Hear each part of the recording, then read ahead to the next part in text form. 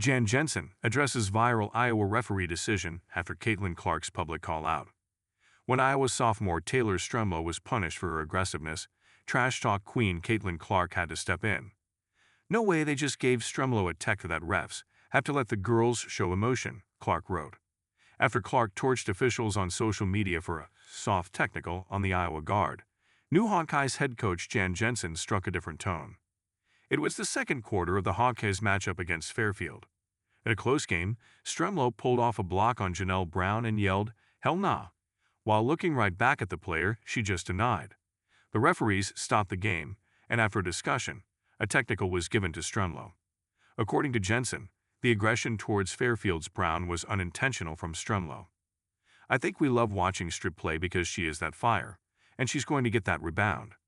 I assume that when the big block happened, the kid just happened to be there, and she was like, yeah, because Taylor's not a true trash talker. I've coasted a few. We will not name names on that, but I think it was just her exuberance. And so they probably had to call it, but I have to watch it, see it again. So I'll give the Stripes the benefit of the doubt," Jensen told the media. "It could be she was just hyping herself up after pulling off that block. It was a big play, and in the heat of the moment, she just flexed on the opponent." Even the commentators were confused when the play stopped for Stremlo's technical. They initially thought Jensen was being punished for saying something on the sidelines. It further underscores how minor her infraction was. Trash talking and aggression have been very normal in the world of sports.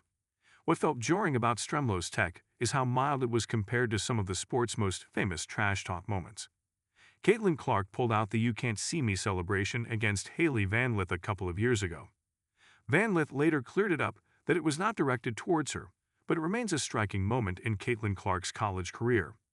Because Angel Reese pulled out the same celebration in the championship game against Caitlin Clark, along with the infamous ring celebration. That moment has taken women's basketball to unprecedented levels of popularity. Imagine if anyone had received a technical, ruining an iconic moment. The Stremlo whistle suggests officials may be tightening the screws on visible emotion, just as the women's game is cashing in on swagger, leaving players guessing where the line actually is. "I brought her over and I said, 'Hey, I love your emotion.' I said, 'You can't do it,' in her face. And I moved on, because if you take that, you like, 'What are you doing? How could you do that?'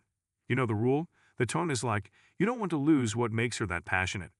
But I do think it kind of helped fire everybody up a little bit, which made it fun." Jensen further said, "And that technical could have Iowa. Iowa led by just 1 point with under 4 minutes to go in the second quarter. In a game that did not need to be so close, Iowa managed to win 86-72. However, Coach Jensen maintained that this was an impressive display from the side, especially without their ace Chit Chat Wright. Jensen provides an update on Chit Chat Wright's return. Iowa woke up after losing the first quarter 22-17. They stormed back into the game, but Fairfield kept things close. Jensen's side finally pulled away in the second half and got the win. Center Ava Hayden finished with a game-high 18 points and 16 rebounds. Kylie Feuerbach chipped in with 17 points, while Hannah Stuhlk and Taylor McCabe each added 13 points in the win. It was a team display that Jensen was very impressed by. "I think beating this team is a really good win, and to do it without Chit, arguably our most efficient player right now, or has been on both sides of the ball, and she's turned into our team leader out there and that captain.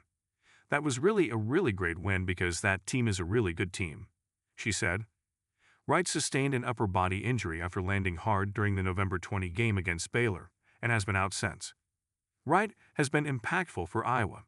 In 5 games, she has averaged 12.6 points and 4.8 assists as the second-best scorer and the best creator on the side. Jensen further revealed that she should be back soon. It's more day-to-day because you have all the protocols that you have to do, but we're really not that far out, right? It was 8-9 days since we had the mishap. So it feels like forever when you have someone it feels like forever to her.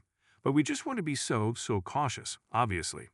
So, she's day-to-day," Jensen said. Iowa was also missing Tegan Malegny and Emily Rodriguez.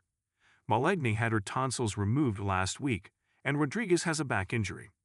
Even with limited resources, Iowa has managed to continue its unbeaten start.